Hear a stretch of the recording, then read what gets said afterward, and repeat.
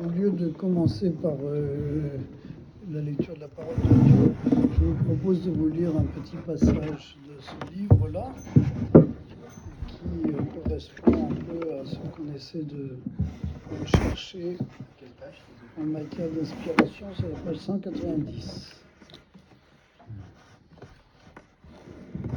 Alors, c'est sous forme poétique, hein. Je suis désolé, c'est un langage un peu imagé. Tout le monde ne s'y retrouvera pas forcément, mais je vous lis ça.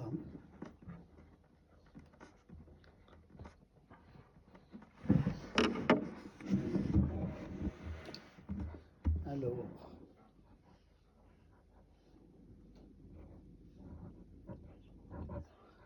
laissons l'amour nous effacer et prendre possession du pays de la chair, un domaine que nous n'avons jamais voulu lui céder. Laissons l'amour nous coloniser. L'arbre s'élève, il ne s'envole pas. Ses feuilles innombrables se gonflant de lumière pourraient l'arracher de terre d'un battement unanime ou comme des milliers d'yeux s'ouvrant toujours plus grands. Mais l'arbre n'a pas disparu. Il se complaît à seulement frémir, solidement noué au roc, d'une sangle rude, d'une ancre jetée loin dans le noir. L'arbre s'élève, ses bras lancés bien haut, ses longs doigts toujours plus fins et se perdant d'air et d'azur. L'amour non plus n'a pas voulu nous arracher. Il souffle sous l'écorce et nous élève encore. Il nous étire en nous effeuillant, nous essaimant et nous émiettant, parce que l'arbre est une flamme que l'azur aspire, parce que l'amour est le ciel pour la terre, parce qu'il nous ouvre par le haut. Il n'y a d'amour qu'au souffle de Dieu, et nous sentons comme une dilatation retomber, un éclat s'éteindre dès qu'il s'éloigne de son champ d'influence. Il s'amenuise, il s'appauvrit désespérément au contour de notre image et perd sa lumière, ses couleurs, avant de se perdre dans les soupirs d'un sombre sentiment, comme la vague sous les sables, le vent dans les haies. Il lui faut de l'espace, il lui faut la vie tout entière, la vie sans bord qui voudrait retendre la voile de nos existences.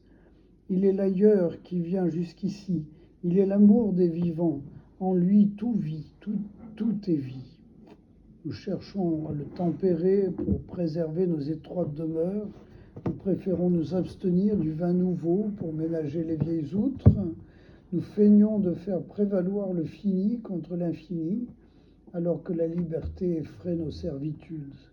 L'amour nous délivre de nos amours, l'amour nous comble au-delà de tout objet, mais les objets nous manquent et nous troquons l'amour pour la convoitise.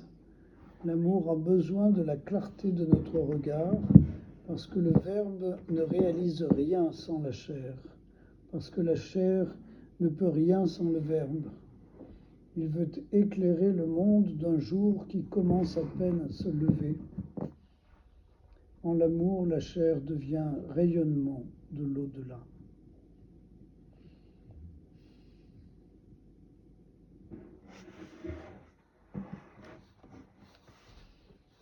Gardez un moment de silence.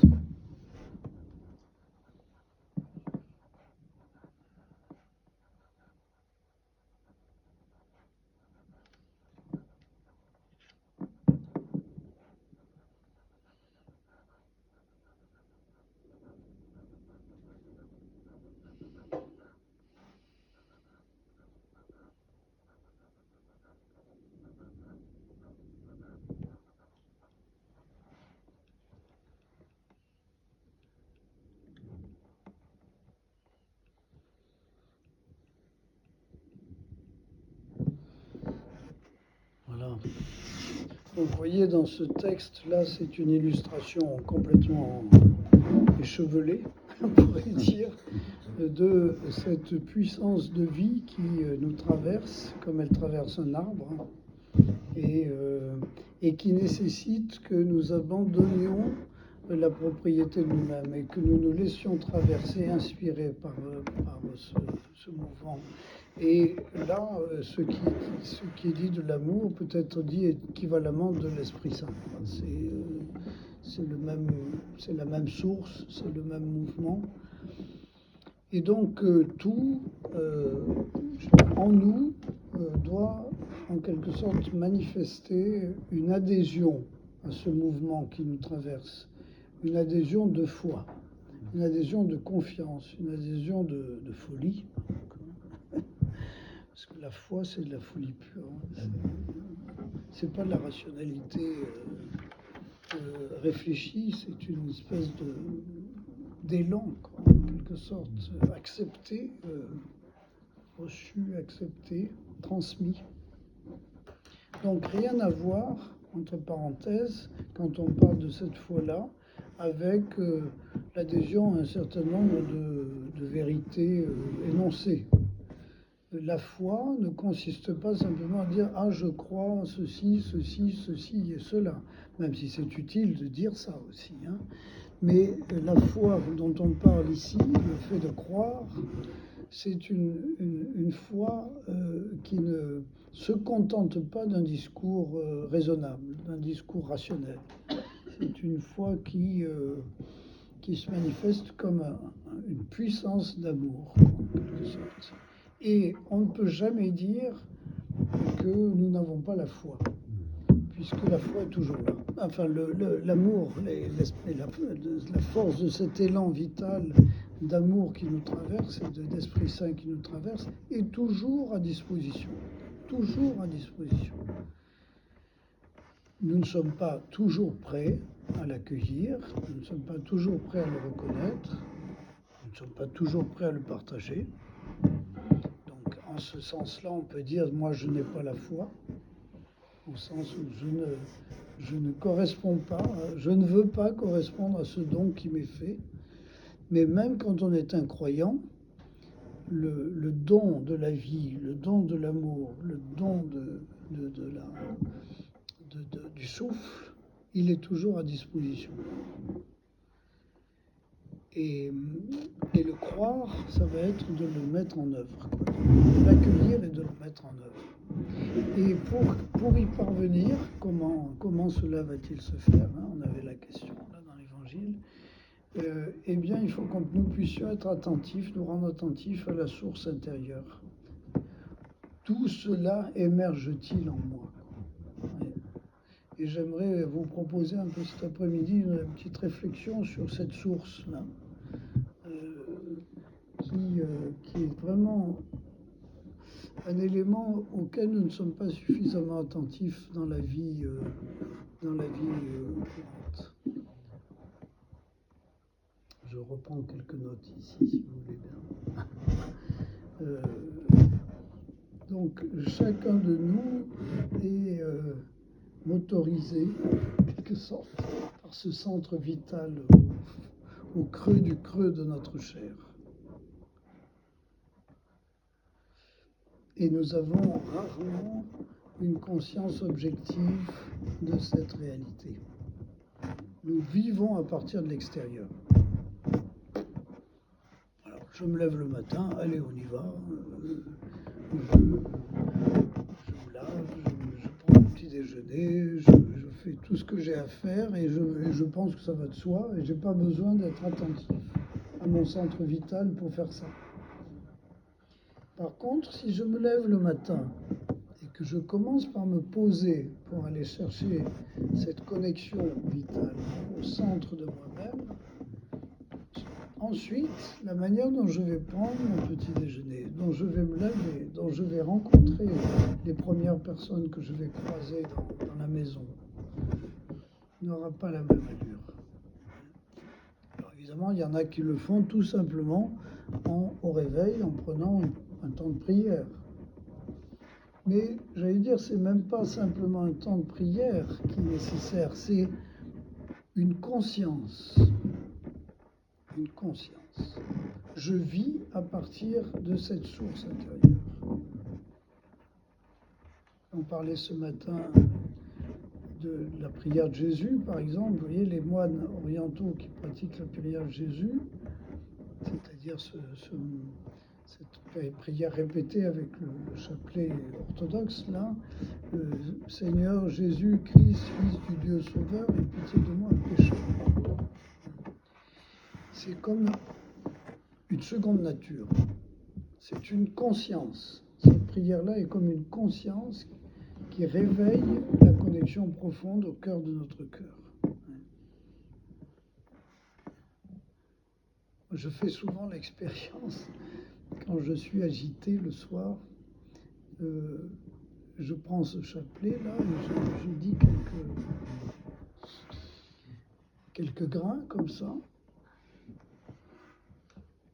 et ma conscience brutalement se met en ordre. Je le fais le soir plutôt que le matin, puisque le soir, on est fatigué, et on est traversé par toutes sortes de mouvements qui, quelquefois, nous empêchent même de dormir. Et ce phénomène, en quelque sorte, de la prise de conscience d'un lien avec l'émergence de la vie en nous, en notre chair, nous remet dans l'axe. Il y a des pratiques, il y a des personnes qui pratiquent le chapelet, avec lequel ça fait le même effet d'ailleurs. Moi, j'ai beaucoup d'estime pour les personnes, les vieilles personnes souvent comme ça, qui pratiquent le chapelet presque comme une prière continue et qui, sans avoir de grandes pensées théologiques et tout ça, sont dans un acte de présence à la présence.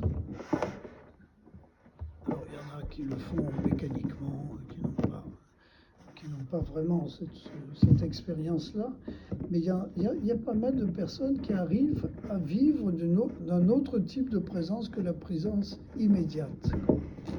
Il y a une conscience d'une source intérieure. Donc, lorsque tout notre être est consciemment relié à cet espace d'émergence qui est toujours nouveau, sans arrêt, eh bien les manifestations qui en découlent sont en quelque sorte comme un simple développement harmonieux de nos potentialités.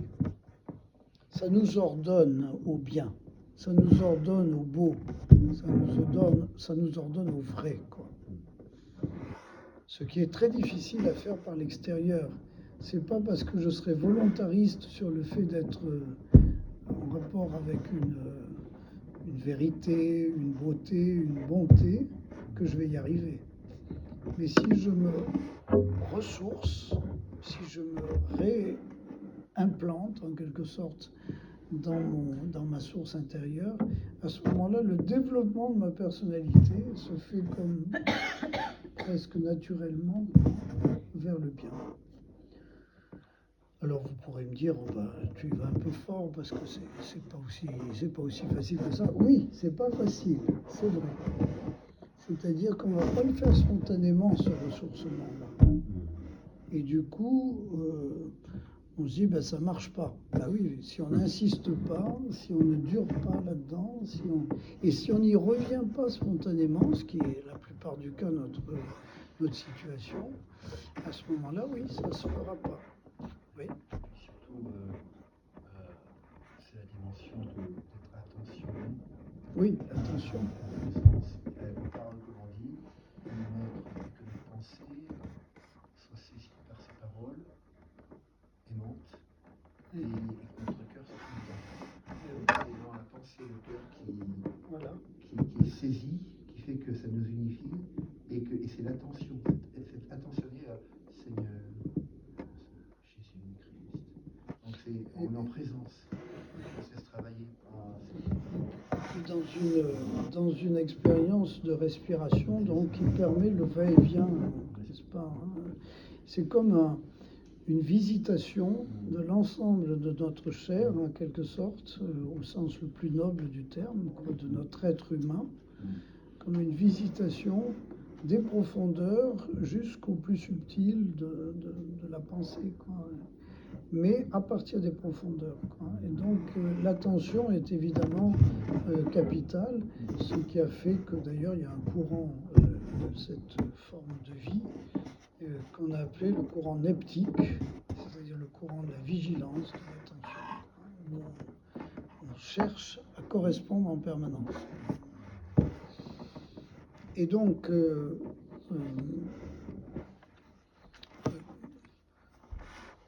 comme chrétiens, nous croyons que nous pouvons être reliés d'une manière privilégiée au Créateur de toutes choses, qui est l'auteur de la vie, quoi, au tréfonds de notre chair. Bien sûr, au très haut du ciel, dans l'au-delà, tout ce que vous voudrez, bon, etc., mais aussi au tréfonds de notre chair. Comme le dit l'évangile de Saint Jean au chapitre 14, Dieu établit sa demeure en nous. Il demeure en nous avec le Fils dans l'Esprit. Et donc, pour nous, en quelque sorte, le travail de ressourcement, le travail de rapport à la source, c'est un travail de rapport à la présence de notre Créateur au tréfonds de notre être, sans qui nous ne serions pas. Et dans cette cellule vitale trinitaire que j'ai exprimée le premier jour, quoi, le Père donne toute sa vie au Fils, le Fils rend toute sa vie au Père dans l'Esprit. Donc, c'est ce qui se passe en nous en permanence. Dans notre condition humaine, il y a cette cellule vitale première, en quelque sorte, qui est sans arrêt en activité. Comme nous sommes des tabernacles de la présence divine. On rappelle un jour le père Rouet qui prêchait pour une profession religieuse chez les carmélites. Et alors, il dit à un moment, nous sommes très attentifs à prier longtemps devant le Saint-Sacrement et nous reconnaissons bien la présence de Dieu à travers le Christ dans le Saint-Sacrement sous la forme du pain et du vin. Serions-nous prêts au même mouvement d'adoration de la présence de Dieu en notre frère ou en notre sœur? En l'occurrence, c'était les sœurs en particulier. Alors, il était un peu provocateur, mais nous sommes réellement, surtout en plus si nous y adhérons, nous sommes réellement des tabernacles de Dieu ambulants. Et ce qui est encore plus difficile pour nous, c'est que nous avons à reconnaître que tout être humain est un tabernacle de Dieu. Alors, un tabernacle de Dieu auquel on veut correspondre ou non. C'est bien sûr, c'est toute l'histoire de notre liberté, quoi, d'adhésion ou pas. Mais quand même, c'est impressionnant. Donc, comme chrétiens dans la foi, nous pensons que nous pouvons être branchés en permanence sur cette source qui nous donne la vie, seconde après seconde.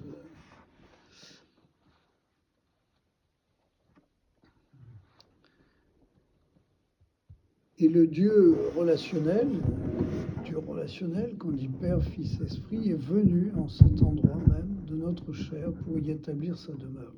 S'il n'y était pas, nous ne serions pas des vivants et nous ne serions pas des humains. C'est quand même une exigence de reconnaissance là qui est forte, et de foi qui est forte.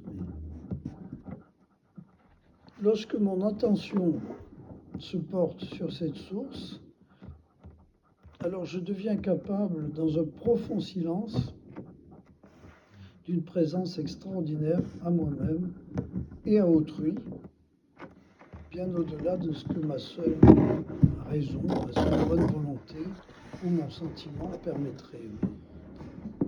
J'entendais il n'y a pas très longtemps l'interview d'un avocat qui disait j'ai appris d'un de mes maîtres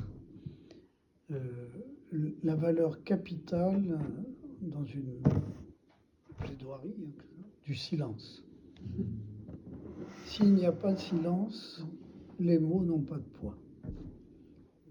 Et le silence dont je parle ici est un peu de cet ordre. C'est-à-dire, comment est-ce que je vais pouvoir, dans ma vie ordinaire, être capable de faire résonner cette présence à travers toutes mes attitudes, tout mon langage, tous mes mots, dans cette simple attention à la connexion intérieure, où le silence va jouer un rôle capital. Un silence qui n'est pas forcément un silence de durée, mais un silence de conscience. Oui.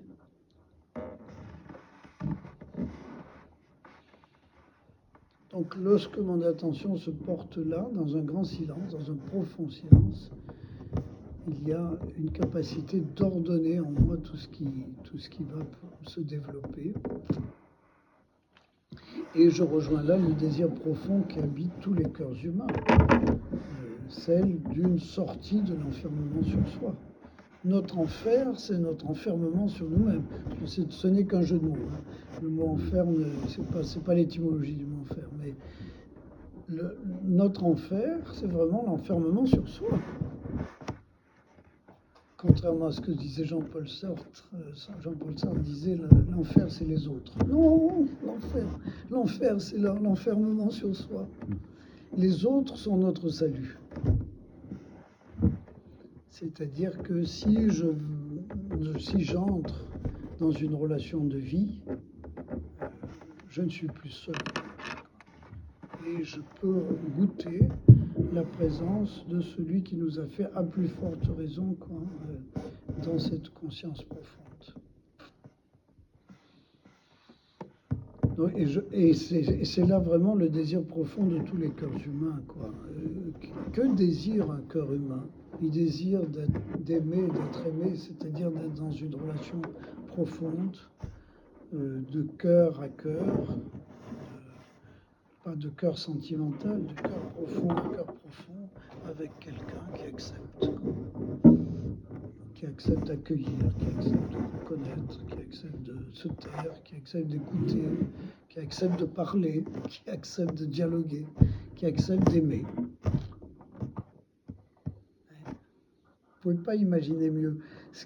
C'est vraiment une expérience, excusez-moi d'insister là-dessus comme un pauvre homme, mais c'est vraiment l'expérience qu'on n'a pas suffisamment.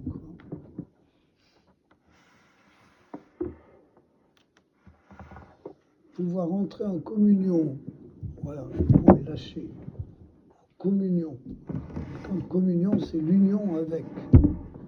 En communion, de par Dieu, qui est notre vie, les uns avec les autres, c'est-à-dire pouvoir faire même, j'allais dire, pour reprendre l'expression qu'on emploie uniquement dans le mariage, mais qu'il faudrait employer pour la vie de fraternité, faire un seul corps, une seule chair. Oui. Ne pas avoir peur d'autrui, être en mesure de partager l'essentiel avec lui. Pourquoi ça ne se fait pas? Ça se fait quelquefois. Alors on le fait avec des amis. Il y en a quelques amis. Il y a beaucoup de personnes qui me disent moi j'ai un ou deux amis, une ou deux amis. Quand on est chrétien, il y a vraiment une folie de l'amitié et de l'amour, qui fait que quelquefois même on en a trop. On ne sait plus où les mettre, tellement il y en a. Parce que la relation qui s'est creusée est une relation qui ne nous appartient pas et qui est vitalisée par l'intérieur, comme ça.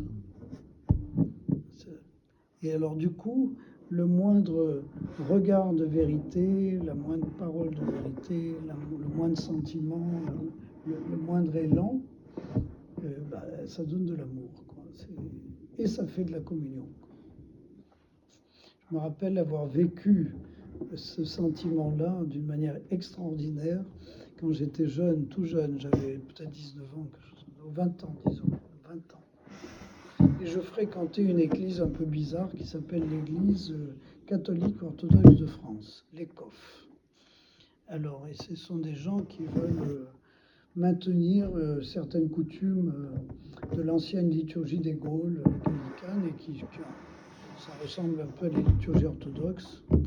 Et ils sont rattachés au patriarcat de Roumanie, je crois. Et donc, ils ont quelques communautés en France. Et moi, à cette époque-là, je fréquentais cette communauté. Bon, j'allais à la messe le dimanche dans ma paroisse, hein, rassurez-vous. Hein. Je n'étais pas un outsider complet, mais ils avaient à cœur, dans cette communauté, de vivre les choses en vérité. Et alors, il y avait à un moment donné, donc il y avait aussi beaucoup d'orientaux qui étaient là, notamment des Russes. Alors, les Russes, ça ne rigole pas, hein. Ce sont des gens, ils ont une énergie, comme tous les Slaves, une énergie considérable, et puis du cœur, quoi. Et alors je me trouvais à côté d'une immense carrure comme ça, qui était avec un manteau de fourrure, là, un homme qui était un Russe à côté de moi, justement. Et alors à un moment donné, il y a eu le baiser de paix. Alors on se tourne l'un vers l'autre, et il me prend comme ça dans ses bras, comme ça, et il me serre pour me donner le baiser de paix. Moi je disparais dans son giron.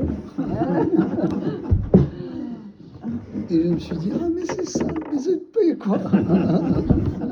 C'est-à-dire la communion, quoi. La communion, on se prépare à ne faire qu'une seule chair en recevant le corps du Christ ensemble. Ah, c'était splendide, quoi. Et ce truc-là m'est resté très très profondément comme une expérience de foi. Hein. Je n'ai jamais revu ce monsieur, je ne sais pas ce qu'il a vécu dans sa vie, mais en tout cas, c'était extraordinaire. Donc, voilà, le désir profond des cœurs humains, c'est ça. Au moins, il y a quelqu'un qui me comprend, au moins, il y a quelqu'un qui m'aime, au moins, je ne suis pas tout seul, quoi. J'ai quelqu'un dans ma vie, et j'en ai beaucoup, j'en ai pas qu'un seul, quoi. Et je ne suis pas tout seul. C'est une consolation au sens étymologique, c'est-à-dire qu'on partage nos solitudes.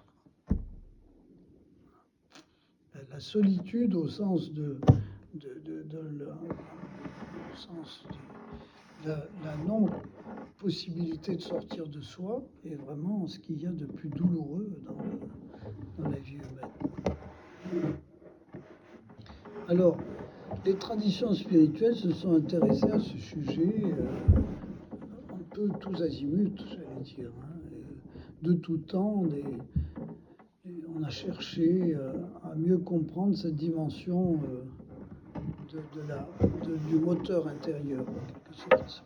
Et aujourd'hui, il faut le redire aussi, certains domaines de la science, notamment la neurobiologie par exemple, comme aussi la psychologie, même certains courants en philosophie, comme la phénoménologie, eh bien, rejoignent une telle recherche. Si bien que je crois qu'on est à un stade de développement de l'humanité où cette dimension-là devrait être prioritaire. Il y a ce que les neurosciences appellent, presque d'une manière inatteignable, la conscience, correspond à ce moteur intérieur. Ce que les phénoménologues cherchent à appréhender dans l'apparaître, alors qui n'a pas du tout le même sens que ce qu'on appelle l'apparence, et c'est ce fond de la réalité subsistante.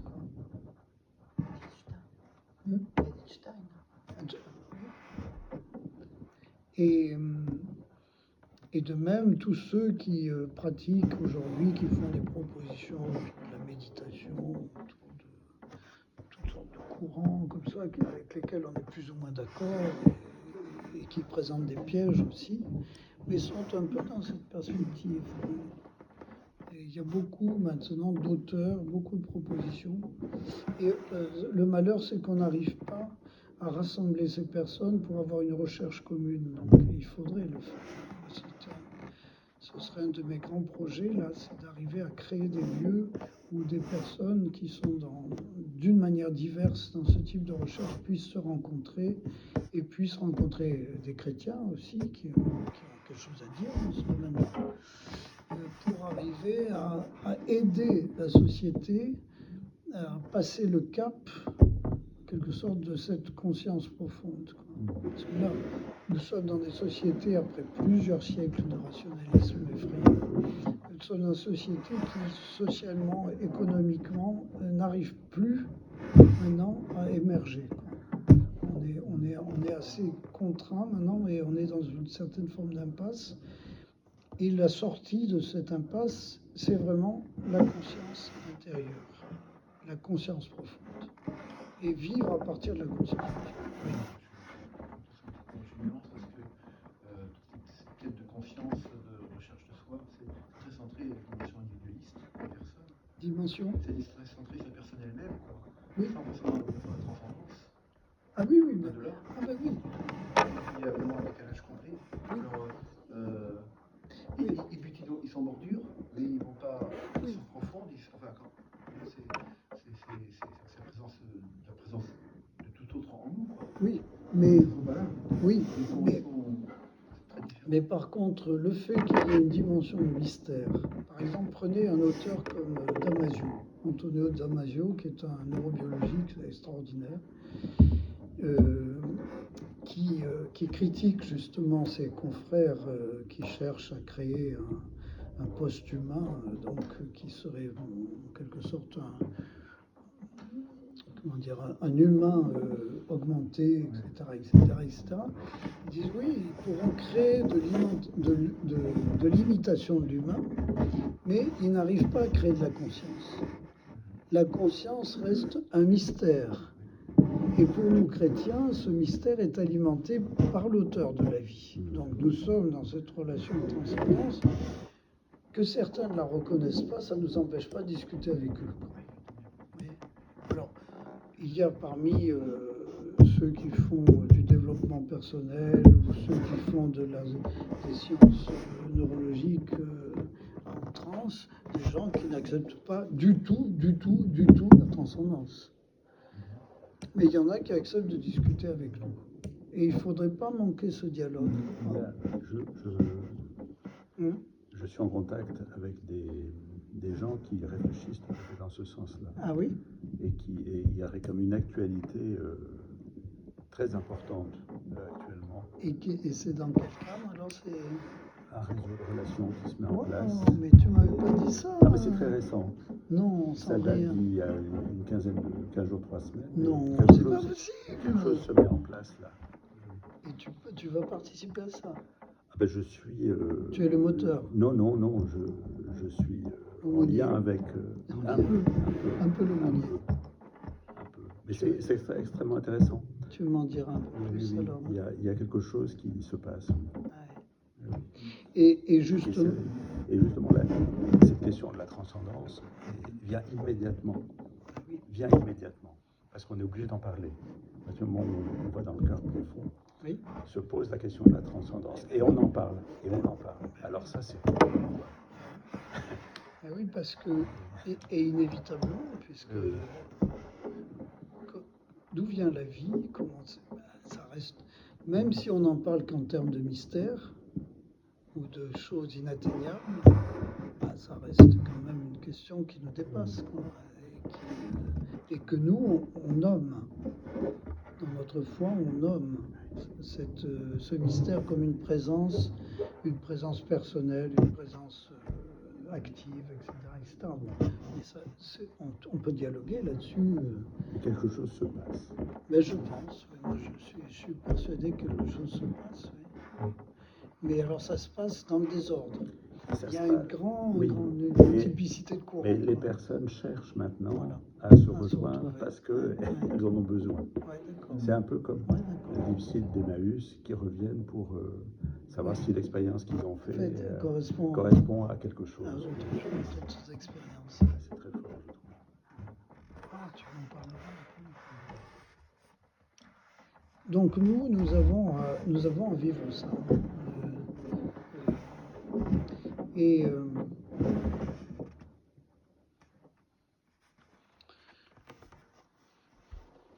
Donc l'un des premiers accents que mettent en valeur toutes ces recherches, c'est ce qu'on exprimait tout à l'heure, c'est-à-dire l'attention. Elle aide à rejoindre ce centre vital que les anciens appelaient le cœur ou les entrailles. Sans l'attention, il n'y a pas de possibilité. Et pour y parvenir, il est bon de se rendre attentif justement à tout ce qui advient en nous pour le confier, en quelque sorte, à ce moteur intérieur. Sans vouloir à tout prix le cadenasser dans nos parties visibles, immédiates, directement intervenantes. Donc laisser venir ces choses-là en matière de pensée, de sentiment, de désir, d'émotion, de mouvement intérieur, non pas pour s'y complaire, mais pour en rejoindre la racine au plus profond de nous. Et c'est à partir de là que se déploie l'énergie du souffle créateur qui a un accès libre à nous, en quelque sorte, comme l'élan d'amour qu'on évoquait tout à l'heure. Alors, comment ça fonctionne? Face à toute nouvelle situation, l'organisme procède à une vérification générale pour savoir si la modification en cours est favorable ou défavorable. C'est ce qu'on appelle, en science, on appelle ça l'homéostasie. Même un organisme unicellulaire procède déjà comme ça. C'est-à-dire, dans son environnement, il voit ce qui lui est favorable et ce qui lui est pas favorable. Et il choisit ce qui lui est favorable. Donc il y a une attention déjà qui se porte là-dessus pour l'organisme de base, comme on pourrait dire. Et ce processus a lieu par comparaison avec des états antérieurs de l'organisme qui sont stockés dans notre mémoire. Et si la relecture s'avère positive, ça va donner naissance à une espèce de carte de représentation qui atteste que tout va bien et qu'on peut avancer. Mais ça ne peut se faire que dans le silence profond, ça. Autrement dit, si je laisse les choses se reposer en moi, il y a un spectre de représentation qui s'ouvre devant moi, qui me donne la possibilité de choix extrêmement plus larges que ceux que je ferais simplement en direct, comme ça. Vous savez, pour reprendre la sagesse populaire, on dit, quand tu as quelque chose à dire, commence par tourner 7 fois ta langue dans c'est un peu du même ordre. Tourne ta langue 7 fois dans ta bouche avant de dire quelque chose. C'est une descente. C'est une descente dans le silence nécessaire pour... justement, pour un neurobiologiste comme Damasio, cette dynamique se traduit par une émotion, c'est-à-dire un mouvement intérieur dont nous n'avons pas encore clairement la conscience, et nous ressentons seulement des mouvements que nous ne dirigeons pas en leur naissance, et qu'on peut aussi nommer des instincts en quelque sorte, mais des instincts fondés en quelque sorte. Et par ces mouvements-là qui nous traversent, nous pouvons percevoir l'apparition en nous d'une manifestation émergente des émotions qui vont engendrer des sentiments, qui vont engendrer des pensées, qui vont mettre en œuvre des désirs. Mais vous voyez bien le danger qu'il y aurait à vouloir gérer ça par nous-mêmes, en quelque sorte. Donc, en tant que chrétiens, nous descendons dans le lieu de présence vitale de Dieu, et en quelque sorte, il y a une certaine forme de coordination avec l'émergence des choses qui progressivement nous donnent un spectre de choses possibles. Moi, j'ai souvent fait cette expérience comme père abbé. Il faut prendre beaucoup de décisions à longueur de temps, comme être humain aussi. Tous les jours, il y a des décisions à prendre. Et il y a bien des moments où on se dit, je sais pas quelle décision prendre, j'y vois pas clair, etc., etc. Donc, on laisse infuser comme ça. Et à un moment donné, dans le spectre des représentations, on dit « Ah, c'est ça qu'il faut faire. On va le faire. » Ben ça, c'est une attention à la source intérieure. Quand on a cette espèce de lumière qui vient, on ne sait pas où, hein, bien comme le savant qui découvre l'énigme de son expérience, il dit « Eureka, j'ai trouvé. Ça vient d'où ce truc-là? Ça vient d'où? On ne sait pas. Il y a comme une émergence de quelque chose qui ne vient pas simplement de nous. Les mathématiciens sont très forts pour ça. Hein. Ils sont devant un tableau où il y a toutes sortes de formules. C'est ça. J'ai vu là, à cet endroit. J'ai vu, j'ai compris. Et l'artiste, c'est pareil. Je vais avoir la chance à la Pentecôte là, de monter une œuvre, une création mondiale avec une chanteuse, un percussionniste, un vibraphone et puis hautbois. Moi, je joue du hautbois, un instrument, et un chœur. Et c'est sur l'Arche de Noé. Et là, on fait des répétitions. Et la dernière répétition, on est ressorti complètement éberlué en disant mais où est-ce qu'on est monté? On est monté dans un endroit qu'on connaissait. Et on était complètement subjugué de ce qui nous était arrivé ensemble. Et ces personnes avec lesquelles je joue ne sont pas forcément croyantes au sens strict du terme. Ce sont des musiciens qui viennent de mondes différents du mien, mais qui ont une quête de profondeur qui est très très forte. Et en plus, le compositeur était sur place, il était présent, donc, et il nous donnait quelques indications. Mais ça, c'est voilà, ça, c'est de la vie spirituelle, quoi. C'est vraiment de la vie spirituelle, quoi. Quelque chose de. Et alors donc.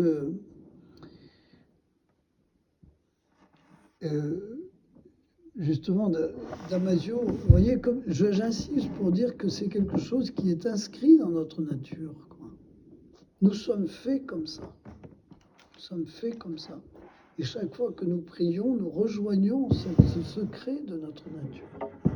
Et nous le laissons vivre, en quelque sorte. Et Damasio, justement,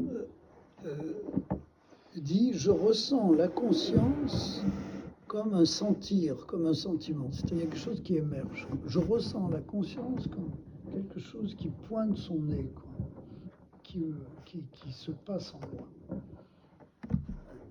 La conscience première, hein, pas la conscience mentale, évidemment, la conscience, il y aurait beaucoup à dire. Je ne la ressens pas comme une image nettement définie qui relèverait des modalités sensorielles dirigées vers l'extérieur. C'est pas une configuration visuelle, c'est pas une configuration auditive, c'est pas quelque chose que je ressens par mes sens, mais c'est quelque chose qui advient en moi comme un mouvement de senti. Je la ressens comme une configuration qui se formerait à partir des signes non-verbaux chargés de rapporter les états du corps. Et c'est sans doute pour cette raison que l'organisme a une connaissance à la fois forte et en même temps extrêmement évanescente, quoi, inimitable et vague des racines profondes de la conscience. Mais il y a réellement quelque chose qu'on peut ressentir. Bon, je vous parle longtemps là, c'est un peu trop là, il faut que j'arrête. Oh, j'aurais plein de choses à vous dire encore. Hein, là. Oh là là, tout ce que j'ai marqué là. C'est passionnant. Allez, on va arrêter là. Oui, pardon. Mais en même temps, je me dis, quand on se met en présence, attentionné par la personne du Christ Jésus, Oui. le mystère trinitaire qui n'est pas maintenant, est attaché au Christ et plongé dans cette présence. Et en même temps, à un moment, on ne sent plus rien. Moi, je pense plus à Saint Jean de la Croix, Oui. dans la grâce Oui. luminique, Tout à fait. obscure, Oui. et de la lumière, Oui. où c'est médité, il n'y a rien. Il n'y a rien. Il n'y a rien, on n'en sait rien. Non. C'est la même chose. Autrement, c'est dit autrement. Non, attention. Ah, pas pareil. Attention. Ah, Il y a l'expérience du fond qui est sans mots, voilà. sans sentiment, sans rien Voilà, du c'est tout. ça. Mais à un moment ou à un autre, il y a l'émergence Oui. vers la vie. Oui. Par exemple, Saint Jean de la Croix vit l'expérience de la nuit, hein, dans la foi et dans les sens, dans tout. Mais il vit son expérience dans la prison. Oui. Et il supporte, et il vit. Il n'est pas mourant dans cette prison. C'est un vivant. Donc l'expérience qu'il fait de la nuit ne le prive pas de la vie, mais le fait vivre 2 fois plus. Et dans les circonstances les pires. Puisqu'il écrit le cantique spirituel Exactement. en prison, et dans des conditions très dures d'emprisonnement. Et le cantique le fait, le saisit Voilà. par la grâce politique. Oui, Oui, oui, c'est ça. Donc, c'est pas contradictoire. À mon avis, c'est pas contradictoire. Vous voyez, parce que, et même dans notre expérience spirituelle, il faut bien accepter qu'il y ait cette plongée, comme je le disais aussi ce matin, dans une espèce de non-savoir, de non-possession, de non-vouloir, pour une expérience de communion avec le tout autre, par le Christ, qui est l'homme parfait. Mais en vue de vivre. Donc il y a une sortie. Moi, je suis très frappé de voir comme les moments de sortie d'oraison, je ne sais pas si vous avez cette expérience, vous prenez une demi-heure d'oraison comme ça, hein, où il ne se passe rien. Vous avez été vraiment au fond là. Quand vous sortez, vous êtes mieux quand même. Vous avez envie de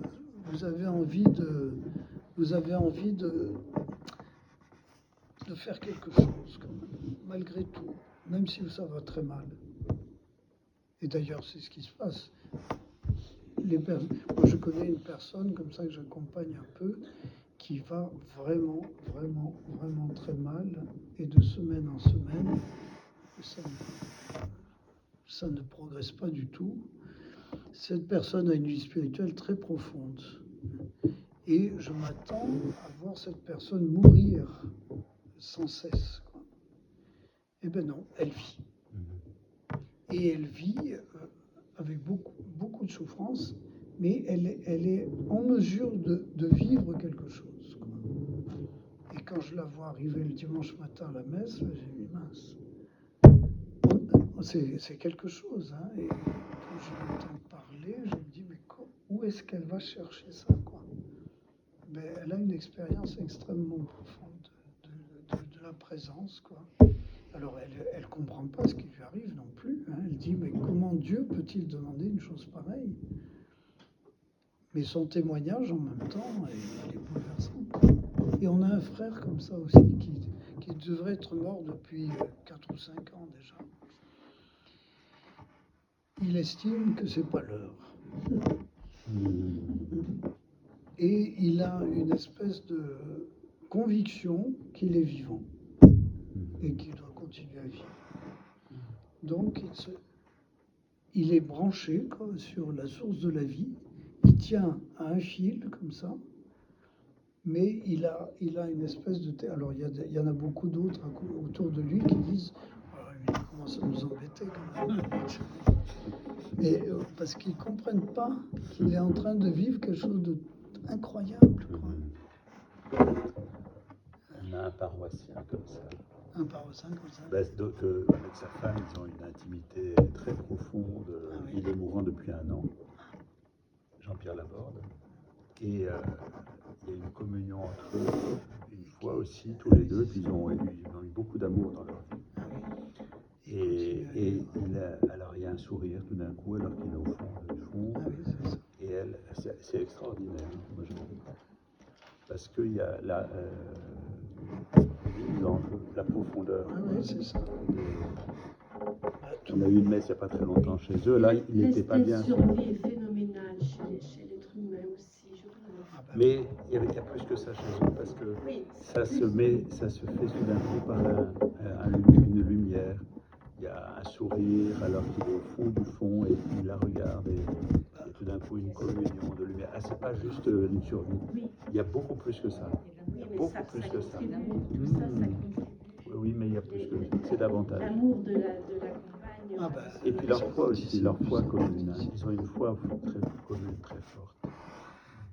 non, c'est vrai que l'instinct de survie est considérable, mais il est branché sur la source vitale. Oui, Hein, oui, et quand Parce qu'on voit quand il y a une vie crispée, ça se voit.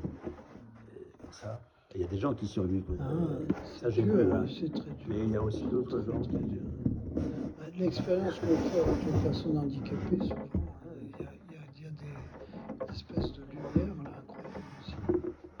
Ça, on n'est pas en train de faire l'apologie de la souffrance. Hein. Non, mais de la vie, justement, Mais de la vie profonde. de la vie. Bon, alors, restez branchés. Et je vous propose, si vous le voulez, si vous avez envie, de vivre ça avec le psaume 22. Le Seigneur est mon berger, je ne manque de rien. Et avec ce verset, si je traverse les ravins de la mort, je ne crains aucun mal, car tu es là avec moi, ton bâton, voilà, c'est ça me rassure. C'est un psaume qui peut nous aider à rester branchés comme ça, justement.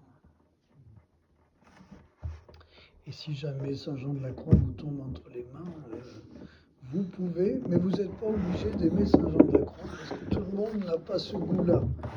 Donc, mais certains. Allez, je vous souhaite une bonne soirée, je vous souhaite une bonne vie.